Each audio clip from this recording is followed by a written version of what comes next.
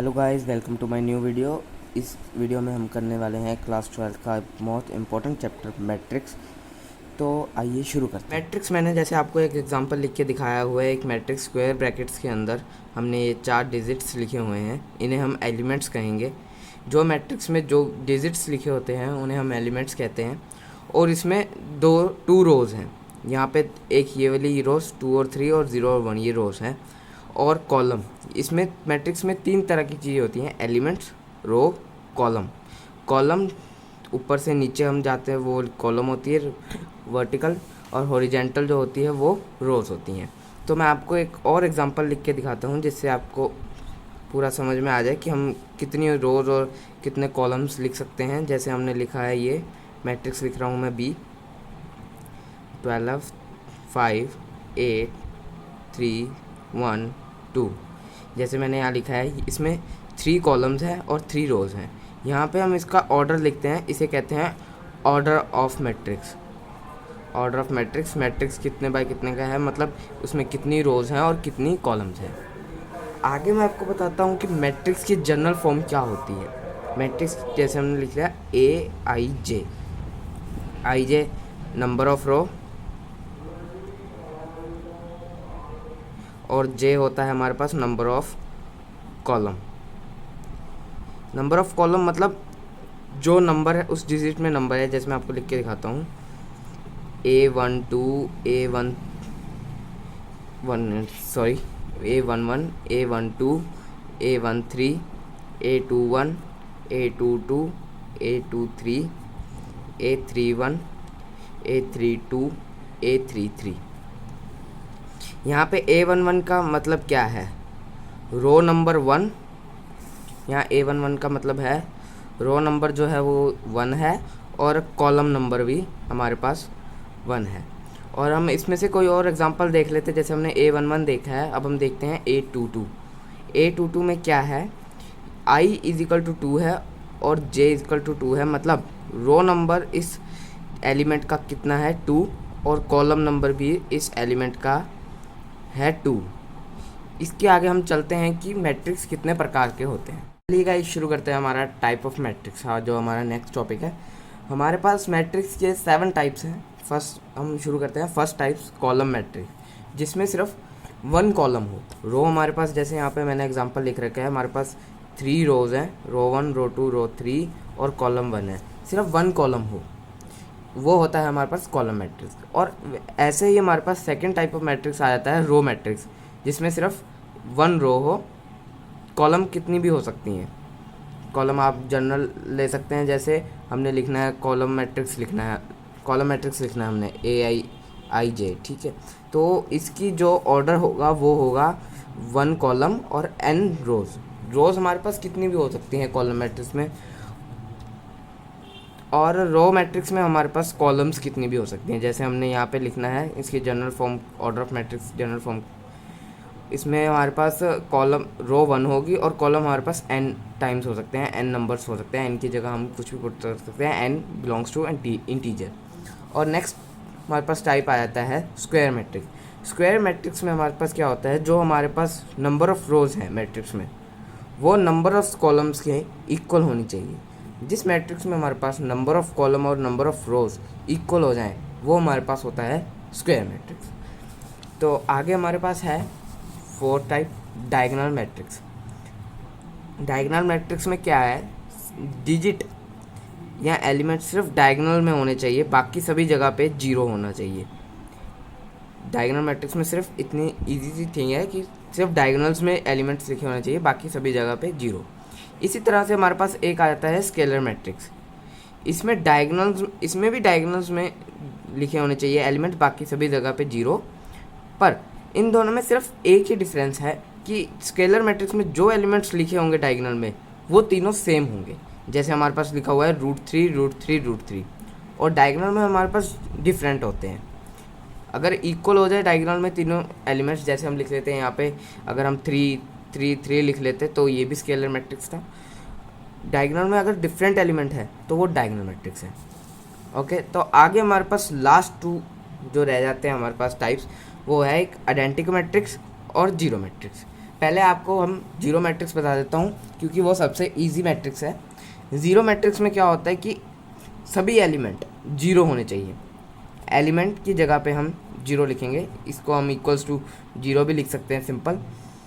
और इधर एक रह जाता है हमारा जो आइडेंटिटी मैट्रिक्स, उसमें क्या होता है, ये भी डायगोनल मैट्रिक्स की तरह है। डायगोनल्स में एलिमेंट लिखे होने चाहिए, बाकी सभी जगह पे जीरो। लेकिन डायगोनल में बस एक कंडीशन है कि वो आइडेंटिटी बनता है कि डायगोनल में सिर्फ वन लिखा होना चाहिए और कोई अदर डिजिट नहीं होना चाहिए, सिर्फ वन। यहाँ पे वन वन वन, यहाँ ना टू आ सकता है, टू टू टू ऐसे भी नहीं आ सकता, ओनली वन। तो ये था हमारा टाइप ऑफ मैट्रिक्स। तो आगे हम मैट्रिक्स के कुछ एग्जांपल देख लेते हैं। तो चलिए गाइस, हम एक एग्जांपल से शुरू करते हैं। जैसे आप देख सकते हैं यहाँ एक क्वेश्चन लिखा हुआ है, 2x2 matrix A is equal to AIJ। जो मैट्रिक्स में है वो एलिमेंट्स यहाँ पे हम रो नंबर और कॉलम नंबर पुट करके बना सकते हैं। Whose elements are given by, उसके एलिमेंट्स इस प्रकार हैं, दो पार्ट्स हमें दिए हुए हैं, इन दोनों को हम सॉल्व करेंगे।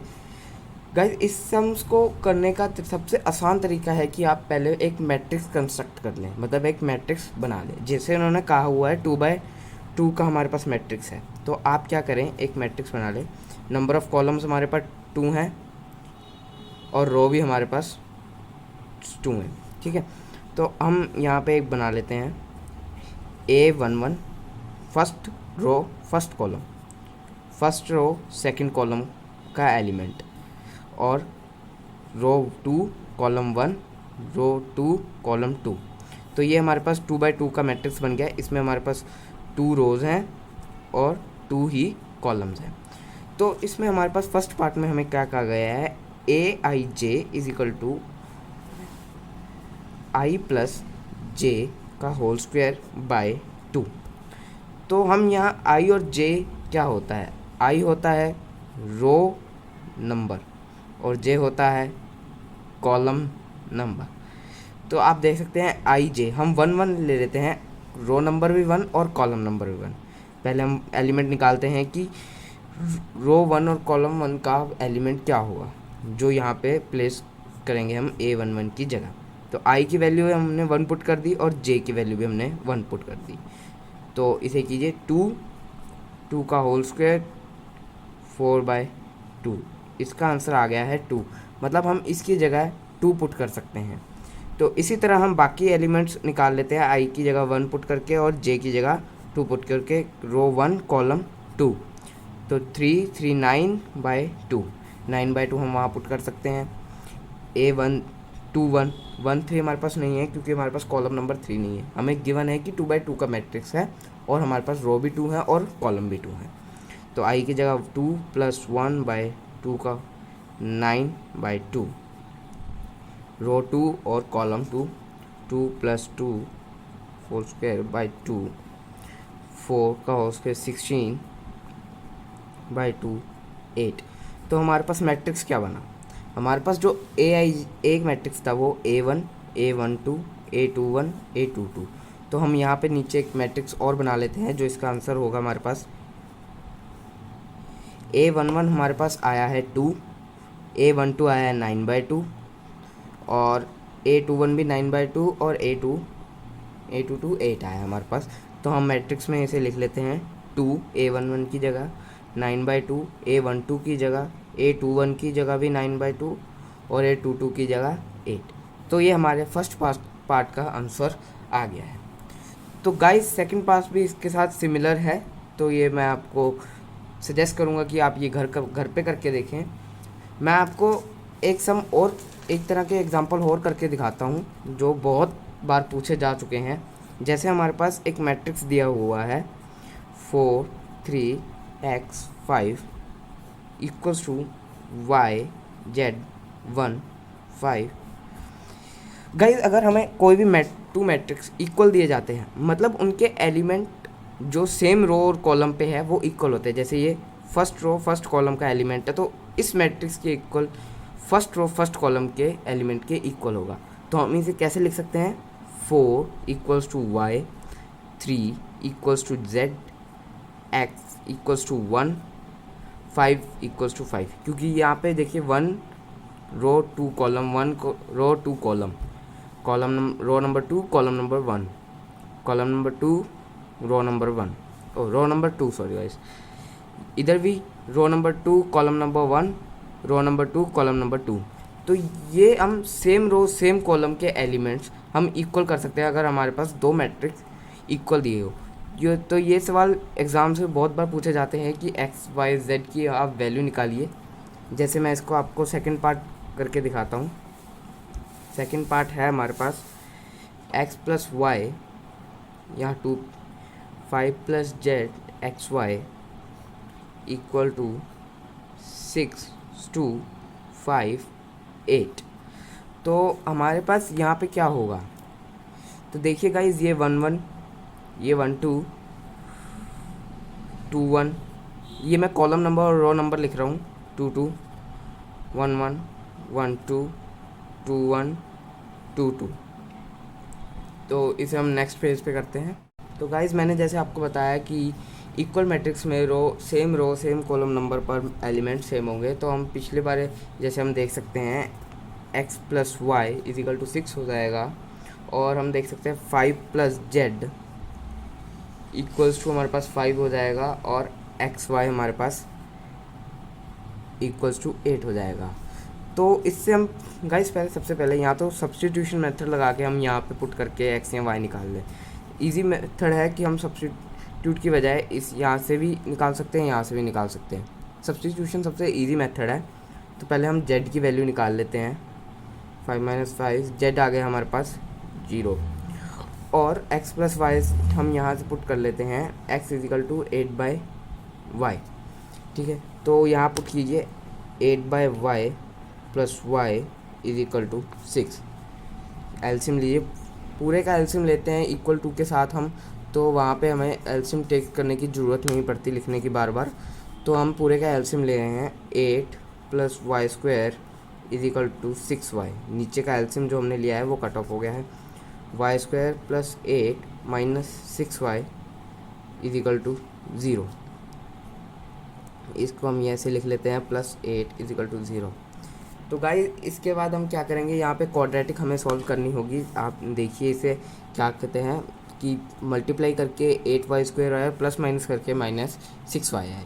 तो हम इसे लिख लेते हैं y square minus 2y minus 4y plus 8। आप चेक कर सकते हैं माइनस माइनस प्लस, मल्टीप्लाई करेंगे तो 8y स्क्वायर हो जाएगा, और प्लस माइनस करेंगे तो -6 हो जाएगा। तो यहाँ से हम y कॉमन लेते हैं, y माइनस 2 माइनस 4 कॉमन हमने ले लिया है, y माइनस 2 यहाँ पे आ जाएगा। हमारे पास दो आ गए हैं, हमारे पास y माइनस 4 फैक्टर्स हमारे पास बन चुके हैं। तो y की वैल्यू हमारे पास, अगर हम दोनों को इक्वल के 0 रखेंगे, y के पास वैल्यू हमारे पास दो वैल्यूज़ आ रही हैं, y is equal to 4 and y is equal to 2। आगे हम देखिए जैसे हमने यहाँ लिखा था x is equal to 8/y, तो हम यहाँ पे y पुट करेंगे। If y is equal to 4, हमारे पास जो वैल्यू आएगी 4 और 2। तो x की अगर y 4 है तो हमारे पास x की वैल्यू आएगी 8/4, x आएगा हमारे पास 2। If y is equal to 2, अगर हमारे पास y 2 दे रखा है तो देखिए हम y की जगह पुट कर देंगे x 8/2, तो x की वैल्यू हमारे पास आएगी 4।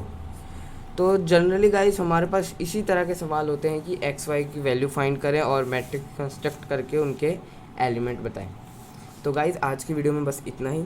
अगर आपको वीडियो पसंद आई है तो प्लीज़ लाइक कीजिए और हमारे चैनल को सब्सक्राइब कीजिए, और अगर आपको कोई भी डाउट है तो प्लीज़ हमें कमेंट में ज़रूर बताइए। Thanks for watching.